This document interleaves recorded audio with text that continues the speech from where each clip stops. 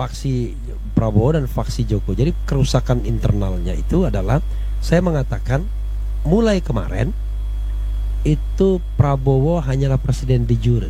Nanti faksi mungkin bukan hanya dua loh, Ref. Karena ada faksi Brutus tuh biasanya yang menikmati keuntungan dan mengadu domba itu. Pak Jokowi sekarang cemas karena Prabowo berusaha memasukkan sebanyak mungkin partai politik. Dan yang lebih penting adalah tatapan internasional tadi. Jadi kalau tadi misalnya ada seorang analis dari Amerika mengucapkan potensi pertentangan Jokowi dan Prabowo, dan itu dimuat secara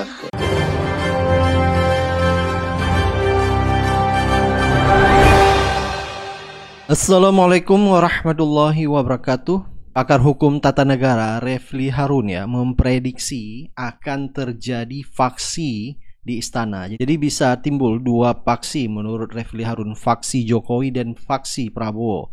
Dan juga menurut Bambang Wijayanto akan timbul satu faksi lagi, yaitu faksi Brutus. Nah, dengan ada faksi-faksi ini maka diprediksi akan terjadi perpecahan di istana. Kalau kita misalnya mendapatkan kekuasaan dengan cara yang tidak fair, tidak bebas, maka dia tidak akan menumbuh kembangkan demokrasi elektoral yang baik.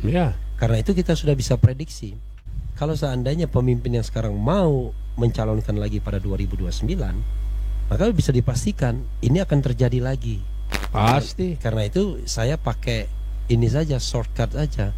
Memang harus ada perubahan struktural. Jelas. Nah, perubahan struktural itu yang momentumnya sedang kita tunggu dengan kepemimpinan Al-Mukarram Bambang Wijayanto. Nah, kalau masih mau negara ini bisa diselamatkan. Karena kalau tidak, mimpi lagi. Ketika barokah tidak dihadirkan atau tidak dilalui, maka pasti akan terjadi keguncangan. Karena memang proses awalnya nggak benar. Kalau prosesnya nggak benar, hasilnya nggak benar, pelaksanaannya nggak benar, ini pasti akan turun azab lah, macam-macam kayak gitu. Nah, lagi-lagi kalau dalam situasi kayak begitu, kita butuh pemimpin juga tuh. Jadi itu ibaratnya gini, itu tangan Tuhan yang bekerja sepenuh-penuhnya. Jadi kita udah duduk aja. Ya, kalau skenario yang ketiga ini bisa saya andaikan gini. Saya ngomong lebih konkret. Kalau Mas BW ini memang perlu mewadahi hal yang lebih sifatnya langit. Jadi misalnya yang ketiga itu adalah, ini ada Prabowo dan ini ada Gibran. Kita tahu bahwa nanti di istana akan ada dua faksi besar, faksi Prabowo dan faksi Jokowi. Itu matahari kembar. Skenario 2 berarti itu. Skenario 2. Faksi Prabowo dan faksi Jokowi. Jadi kerusakan internalnya itu adalah, saya mengatakan mulai kemarin itu Prabowo hanyalah presiden de jure. Presiden de facto-nya sudah Prabowo. Kenapa begitu? Ya sederhana, orang tidak mungkin akan mengikuti kemauan Jokowi lagi ketika masa pemerintahannya tinggal ini Mei, Juni, Juli, Agustus, September, Oktober, 6 bulan lagi. Iya, betul. Ya kan? Kalaupun misalnya harus pakai konsekuensi masuk penjara, paling cuma 6 bulan doang kan. Nah, karena itulah kemudian orang akan lebih patuh kepada gesture, kepada kerlipan mata, kepada pergerakan Prabowo walaupun tidak dia katakan atau tidak dia tuliskan. Nah, ini pasti akan memunculkan ketersinggungan kan. Nah, karena itu transisinya adalah ya sholawat asgil nanti yang ketiganya. Nanti faksi mungkin bukan hanya dua loh, Ref. Karena ada faksi Brutus tuh biasanya yang menikmati keuntungan dan mengadu domba itu. Ya, fraksi ketiga itu ada tuh, ada faksi ketiga itu ada. Nah, soal leadership ini Bang Yongsu sebenarnya ada 3 kemungkinan. Kemungkinan pertama adalah orang-orang yang memang hadir itu pasti selalu ada pemimpin di tengah kekacauan yang ada. Itu kayak by nature pasti pemimpin dilahirkan. Satu itu.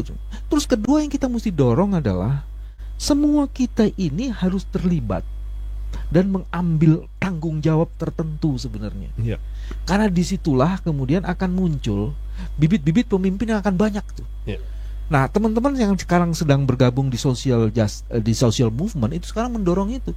Kalau ada 3 orang, 3 itu ambil ini. Bahkan jangan-jangan 3 orang itu kamu bisa memimpin 100 yang lain yang karena memang dia tidak punya keberanian. Nah, ini tidak saya usah harus tambahin, menunggu 1 orang, jangan. Ya itu saya bilang. Jadi bisa berserakan nanti, karena pemimpin itu ada yang di levelnya top, ada juga yang di middle, kita perlu. Jadi nanti akan berserakan muncul calon-calon pemimpin yang melalui proses yang tadi saya bilang itu akan muncul terseleksi itu. Dan ini yang sebenarnya diharapkan. Karena ini dengan begitu kita tidak mengandalkan satu. Bahkan sebaiknya jangan hanya mengandalkan satu. Pengalaman perjuangan saya, pimpinan saya masuk, lainnya gembos. Tapi kalau model presidium atau kolektif kolegial, satu dipegang tangkap, satu masih ada lagi, kurang lebih begitulah.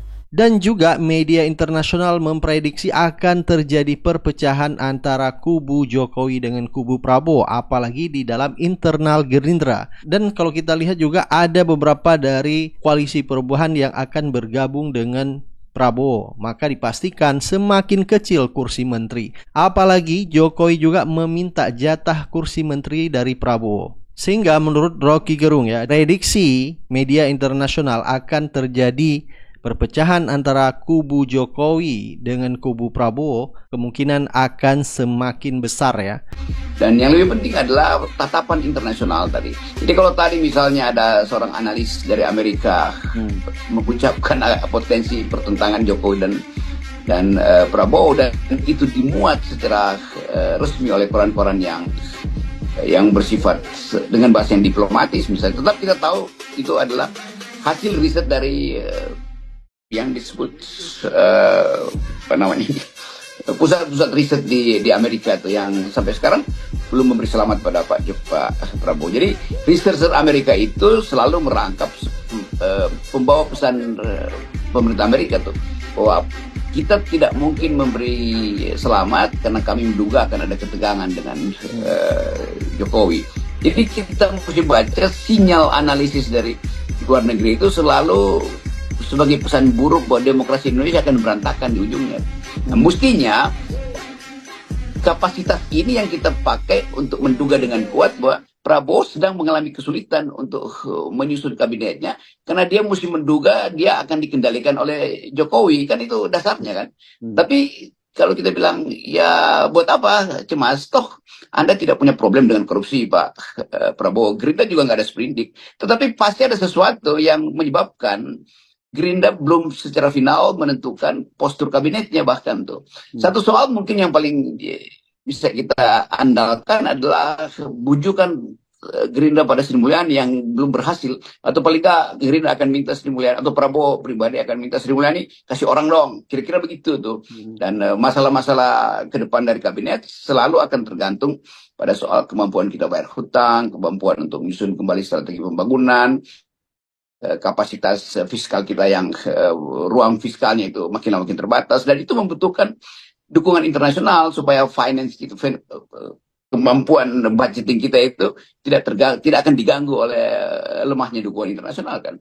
Jadi tetap pesan dari Amerika itu final. Kalau misalnya Amerika udah dukung, pasti ada seseorang yang kita tahu bagian dari kepentingan World Bank udah disodorkan namanya pada Prabowo. Think tank Amerika itu yang sebetulnya dikendalikan oleh opini publik partai yang sedang berkuasa. Dan kita tahu Partai Demokrat di Amerika yang sedang berkuasa, dia akan kasih sinyal bahwa ada masalah pada Prabowo, ada masalah pada Jokowi itu. Nah, karena itu sifat analisisnya mesti kita baca sebagai pesan politik atau tekanan politik justru, bukan sekedar hasil analisa yang bebas nilai. Dan ini bisa kita lihat ya, apa yang disampaikan oleh Tempo, podcast Bocor Halus. Tempo mengatakan bahwa Prabowo memberikan 5 kursi menteri untuk PDIP, tetapi ini ditegur oleh Jokowi. Tapi Jokowi kan bukan meminta kalau misalkan PDIP bergabung, Prabowo nggak usah ngasih kursi banyak-banyak. Betul, nah ini cerita dari beberapa narasumber kita yang mengetahui diskusi ini gitu ya. Jadi Prabowo itu memang menginginkan PDIP masuk dan memberikan 5 kursi menteri gitu. Kabarnya ini ditolak Jokowi gitu ya. Jadi menurut Rocky Gerung, Prabowo sengaja mengajak semua untuk berkoalisi supaya kursi menteri semakin sedikit untuk Jokowi, dan ini akan menimbulkan polemik di internal mereka ya. Pak Jokowi sekarang cemas karena Prabowo berusaha memasukkan sebanyak mungkin partai politik. Padahal prinsipnya less is more itu. Kue yang sedikit itu mesti dibagi dengan Jokowi udah gak cukup akhirnya. Jadi saya kira cerdik juga Prabowo. Masuklah PDIP, masuklah Nasdem, Masuklah semua itu. Akibatnya apa? Ya Jokowi tersingkir. Dia dapat bagian yang paling kecil di situ kan. That's politics itu. Tapi buat kita bukan itu politik. Politik adalah upaya untuk mengembalikan moral, the morality of the public itu. Dan itu yang tidak mungkin kita peroleh hari ini. Jadi oke, selebihnya mungkin kalau ada persoalannya, kita anggap aja bahwa akan ada banyak keguncangan. Ada yang bergembira karena ini malam pengantin demokrasi. Tapi ada yang menganggap bahwa ini guncangan pertama pada kursi kekuasaan.